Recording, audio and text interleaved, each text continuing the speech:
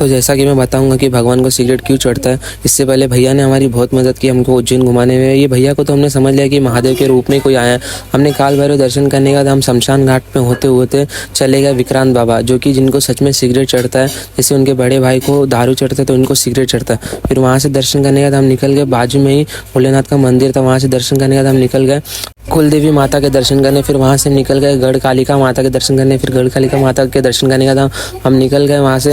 ये भैया ने हमारी सच में बहुत मदद की, हमें हर मंदिर घुमाया। फिर वहाँ से हम एक बाबा की तरह आ गए, यहाँ पे तो सब गांजा पी रहे थे क्योंकि उज्जैन नगरी है। फिर वहाँ से हम निकल गए, धीरे धीरे रामघाट की तरफ बढ़ने लगे।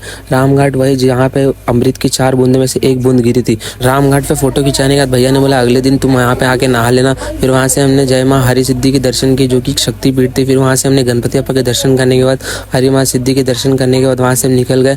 यहाँ पे टोटल 84 मंदिर है भोलेनाथ के। फिर वहाँ से हमने रात हो गई तो खाना खाया, खाना खाने के बाद हम चले गए। तो गाइस व्लॉग अच्छा लगा तो लाइक कमेंट कर देना, डे 6 के लिए फॉलो कर देना।